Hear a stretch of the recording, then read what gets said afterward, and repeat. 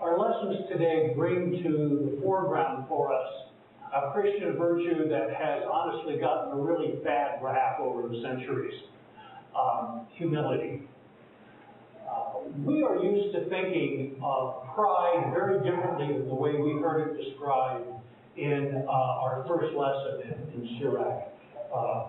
When we think of pride, we think of pride in my grandchild, pride in my family, pride in my ethnic heritage, and so on and so forth. Things that we should have a rightful and healthy pride in ourselves and our accomplishments and so on and so forth. What the author is talking about is much more akin to what you and I bring to mind when we hear the words arrogance and conceit. And we can certainly quickly think and bring to mind and heart experiences in our own lives where we've gotten fed up being around people, individual who is conceited, who is arrogant, who is just obnoxious. We don't want to be around them. And honestly, criminal psychologists, when they go into the prisons and interview people and do psychological testing, find that there's an extremely high rate of narcissism and sociopathic tendencies. People really believe they're entitled to do anything they want. And honestly, that's behind a lot of what we refer to as white-collar crime and professional misconduct and so on and so forth. So the author makes a valid point, even though we've got to adjust the vocabulary so it makes sense for us today.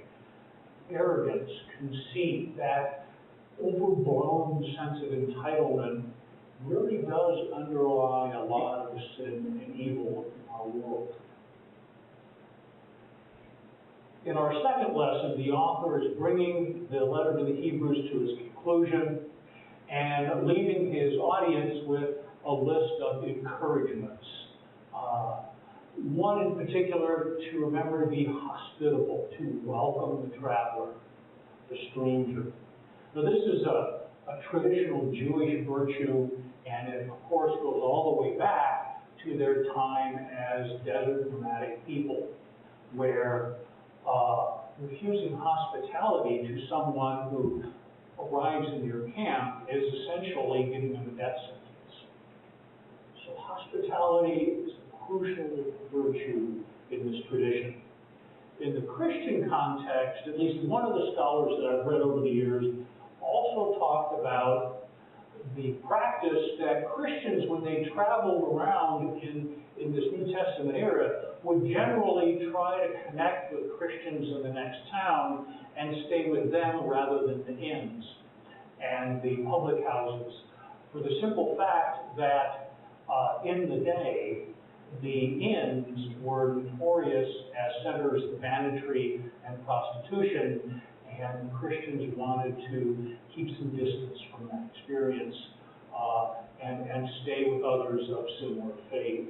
So this is a kind of a two-sided encouragement, admonition to be hospitable, to be welcoming, to embrace this virtue of hospitality. In our gospel story, Jesus gives us the remedy for the arrogance and conceit that our Old Testament author articulates as the root of all evil. This is much more than a simple teaching about how to handle yourself at a big public event, a banquet, a wedding feast, a social gathering where people are honored.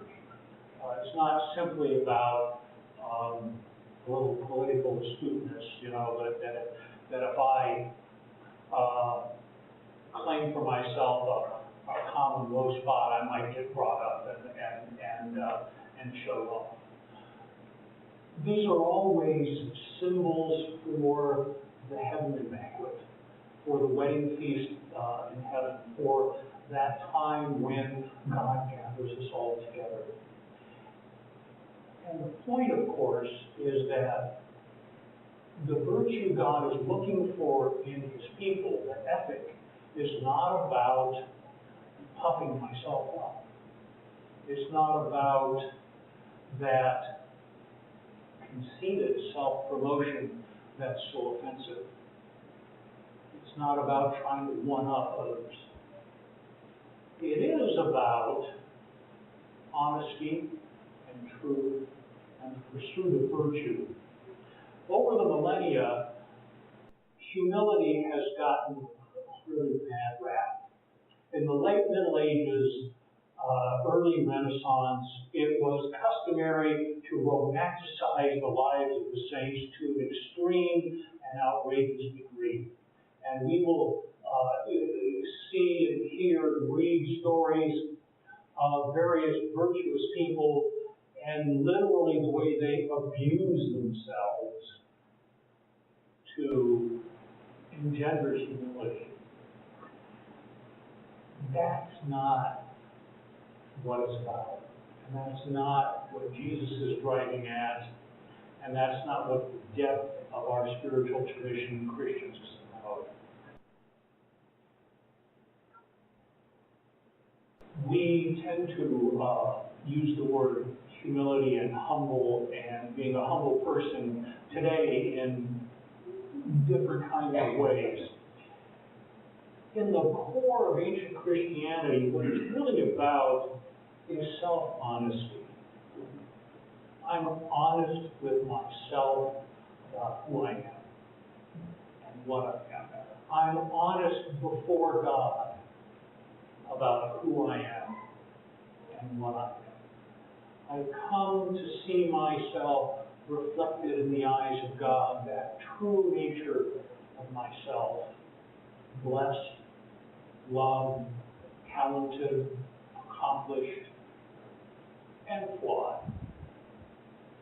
Maybe I have a temper I need to deal with. Maybe I am unkind to certain demographics of our society. Whatever the case may be, that acknowledging that I have room to grow, and I need to be about that growth, and I need to be attentive to that progress in my own spiritual life, in my own ethical life, in the way I carry my Christian faith forward. It's about taking that golden rule, that second of the two greatest commandments, love my neighbor as I love myself, to the next step, so to speak.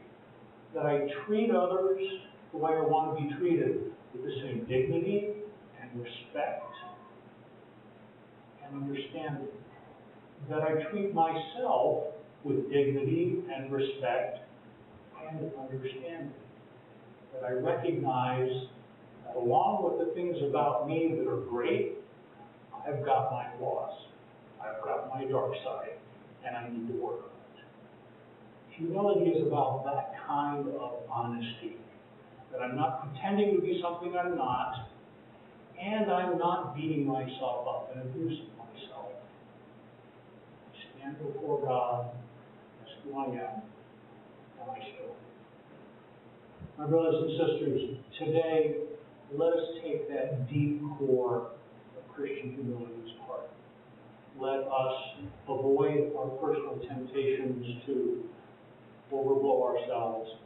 Let us avoid our personal temptations to denigrate and not claim our talents.